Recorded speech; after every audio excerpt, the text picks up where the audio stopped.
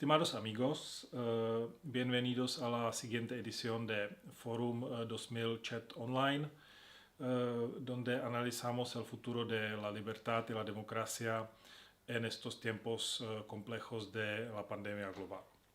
Hoy vamos a discutir la situación en Cuba, un país pequeño en América Latina con un régimen autoritario comunista cuya influencia llega bastante lejos detrás de sus fronteras.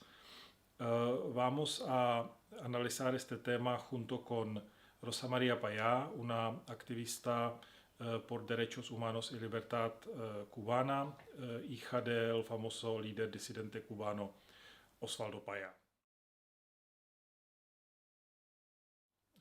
Bienvenida, Rosa María. Es un gusto Muchas tenerte. gracias, un gusto estar con ustedes.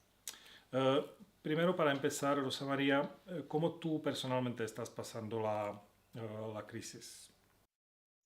Bueno, mi familia está bien, nosotros estamos bien. La parte de la familia que está fuera de la isla en este momento puede cumplir con la cuarentena, ¿no? Muy preocupados por nuestra familia en la isla y por todas las familias cubanas en general, para las cuales es muy difícil cumplir con los mínimos requisitos para evitar los contagios. Cuéntanos un poco qué información te está llegando de Cuba. ¿Cuál es la situación en Cuba actualmente? La situación es muy alarmante, la situación es de alerta por las malas condiciones en todos los niveles, ¿no? La OMS habla de mantener el distanciamiento social y de mantener una higiene adecuada, lo que implica lavarse las manos varias veces al día, por ejemplo. Ninguna de estas dos cosas son posibles para muchos ciudadanos cubanos. Cosas tan básicas como mantener 6 pies de distancia de otra persona es prácticamente imposible para un cubano que necesita salir a comprar la comida del día, porque en el país el desabastecimiento es tan grande que es imposible comprar para varios días. En muchos casos es imposible comprar porque simplemente no se tienen los recursos monetarios para acceder a la poca oferta de alimentos que hay, al pedacito de pollo o a la botella de aceite, porque simplemente está muy cara para muchísimas familias cubanas en este momento. En muchos lugares del país el abastecimiento de agua corriente es insuficiente. Estamos hablando de que hay sitios en el centro de La Habana, en la ciudad de La Habana, donde por más de una semana sus habitantes no han tenido agua. Hay niños enfermos, no solamente con COVID-19, sino con enfermedades como dengue, como escabiosis, personas que no se han podido bañar en una semana, ancianos sin alimentos. El desabastecimiento en todo el país es muy alto y viene sobre una realidad de miseria que la población ya padecía y que ahora está totalmente agravada por todas las restricciones que trae esta pandemia. O sea que sí, hay una crisis a nivel sanitario que tiene que ver desde con el acceso a la alimentación hasta con la posibilidad de poder lavarse las manos. Eso es lo que está enfrentando el pueblo cubano en este momento y por tanto nosotros estamos convencidos de que las cifras que está dando el gobierno, que ya son elevadas, no son en realidad un por ciento pequeño de la cantidad de casos que en este momento hay en la isla. Entonces, ¿tú crees que es las cifras que realmente en comparación con algunos otros países no se ven tan mal y que el gobierno eh, presenta como unos logros de su sistema de salud, que esas cifras, que ese manejo de la crisis del COVID, no podemos creer las cifras del gobierno y que el manejo de la pandemia no está, no tiene éxito en el país? Absolutamente, absolutamente. Es decir, no es una percepción. Las mismas cifras, las mismas cifras son engañosas en el sentido de que el régimen da una cifra de infectados y otra cifra 3 veces la cantidad de las cifras de infectados de personas ingresadas. Nosotros sabemos que ingresan a las personas antes de hacerle los exámenes, antes de hacerle las pruebas, muchas veces pasan días ingresadas sin hacerles los exámenes, ingresadas en zonas que están infectadas, ingresadas con personas que pueden estar infectadas, con lo cual incluso las personas que no están infectadas en el momento de estar ingresadas en el hospital podrían infectarse. Hace unos días el número de fallecidos en Cuba disminuyó en 2 de un día al siguiente, con lo cual es una falta de respeto muy grande. La manera en la que se está distorsionando, manipulando, en la manera en la que se está engañando al pueblo desde el aparato de comunicaciones de la dictadura, no es solamente una falta de respeto, sino que en este momento es una negligencia que está poniendo en riesgo la seguridad, la integridad física y la vida de nuestra familia. Tú dijiste que, tú describiste un poco la situación complicada de la gente en términos de alcanzar comida, alcanzar servicios básicos. ¿Qué tan seriamente está afectando la crisis la economía del país? La economía cubana ya estaba en crisis, ¿no? El país, la producción cubana es prácticamente inexistente. La actividad económica fundamental de la dictadura cubana es de origen criminal o tiene que ver con los patrocinios que le vienen del exterior, ¿no? Como es el caso del el petróleo venezolano o de las actividades de, por ejemplo, exportación de seres humanos cubanos con las llamadas misiones médicas cubanas que constituyen un ejercicio de trata de personas, que constituye un ejercicio de trabajo forzoso, según alertaba la relatora de trabajo forzoso y de trata de personas hace unos meses, precisamente respondiendo a una denuncia de decenas de médicos cubanos que han desertado de estas misiones. El dinero que entra al país viene sobre todo de ese tipo de actividad y bueno, de toda una gama de actividad criminal que nosotros realmente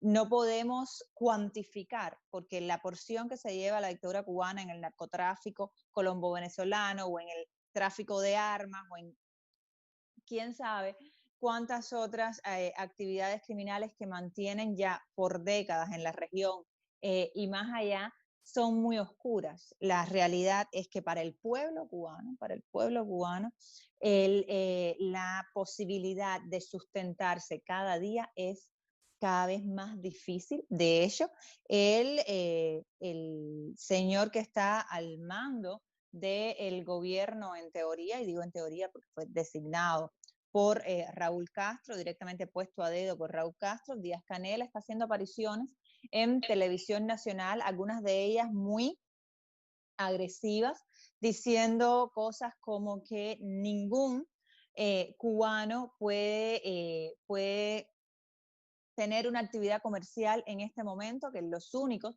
que pueden comerciar son las instancias del gobierno y que por tanto estaba ordenándole a la policía que actuara con agresividad contra estas personas y sabemos que eso es lo que está pasando. Hay una persecución implacable de los cuentapropistas cubanos, que son esas personas que con pequeños negocios, con actividades propias intentan sustentarse y que en muchos casos es la manera en la que muchísimos cubanos tienen acceso a productos básicos e incluso a alimentos básicos, ¿no? Estas personas que podrían estar ayudando a aliviar la situación en este momento son objeto de persecución, de violencia policial, de altas multas. La respuesta del régimen ha sido la represión.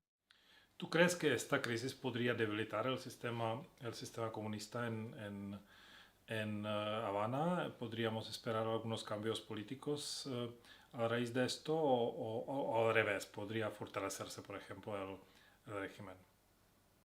Yo creo que la dictadura está débil y continúa debilitándose. Ahora, la naturaleza de las dictaduras totalitarias y del totalitarismo comunista cubano, históricamente ha sido la radicalización y el aumento de la represión en la medida en que aumenta también la fragilidad de su estructura. Así que la respuesta a tu pregunta es sí, definitivamente es hora y podemos esperar cambios políticos, pero no a partir del COVID-19, sino a partir de la acción ciudadana y de algo muy importante en este momento, que es el apoyo de la comunidad internacional.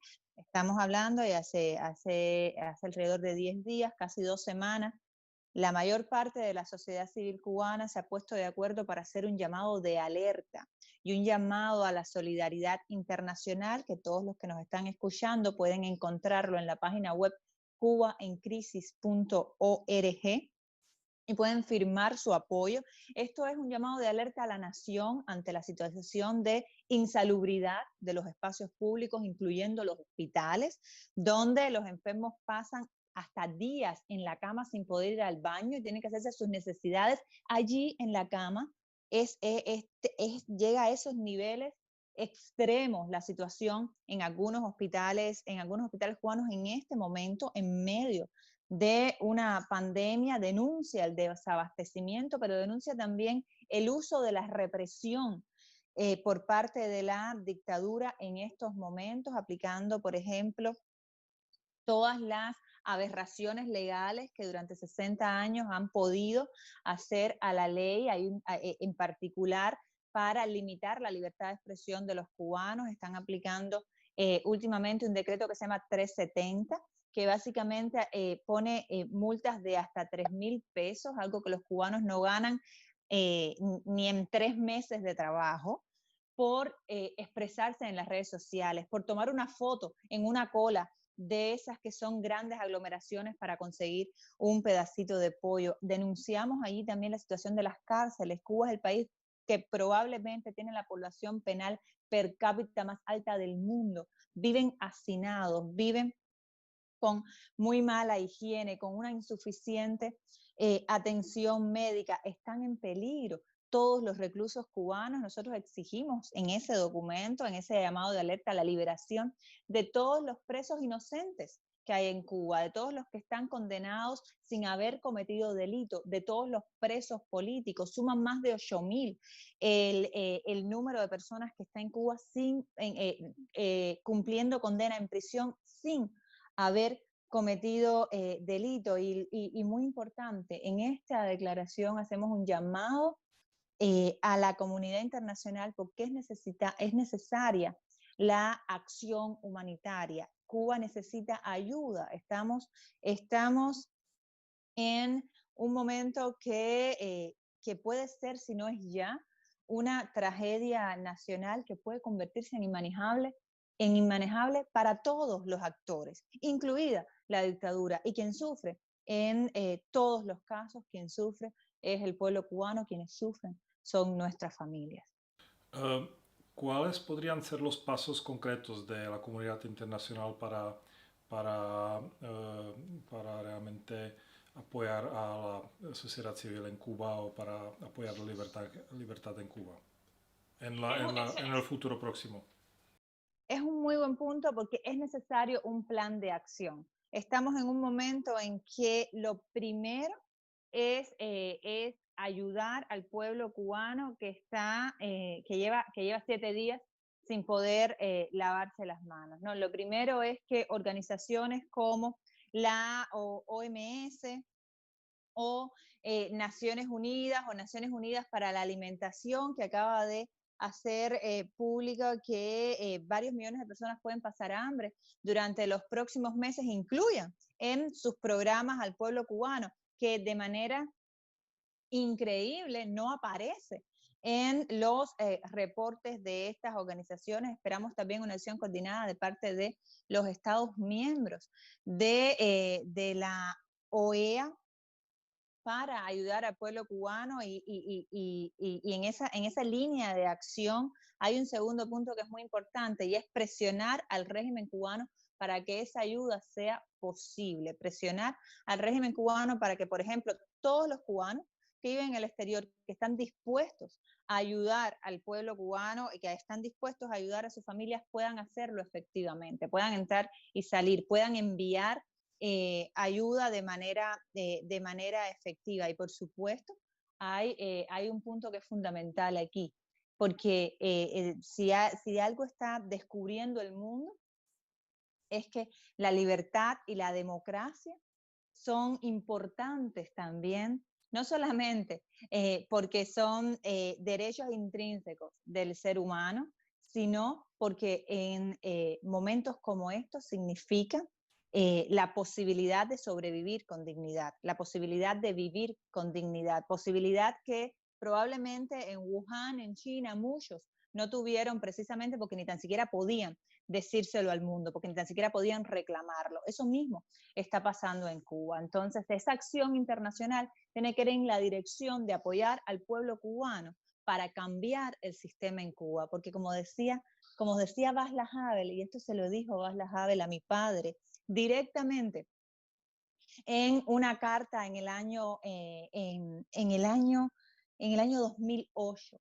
Havel le decía a mi papá: Osvaldo, cada vez más ciudadanos se dan cuenta que la verdadera amenaza es la existencia misma del sistema.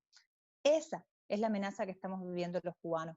Esa es la amenaza que están viviendo los venezolanos, los nicaragüenses, que está viviendo toda la región por causa del totalitarismo en Cuba. Esa es la real amenaza. Está ahora catalizada por esta pandemia, pero esa es la amenaza que hay que terminar, y se termina con acción ciudadana, pero también con el apoyo de la comunidad internacional, que puede usar el lenguaje de la fuerza, con apoyo de esa comunidad internacional hacia el pueblo cubano en su derecho a cambiar ese sistema y a poder transitar hacia la democracia.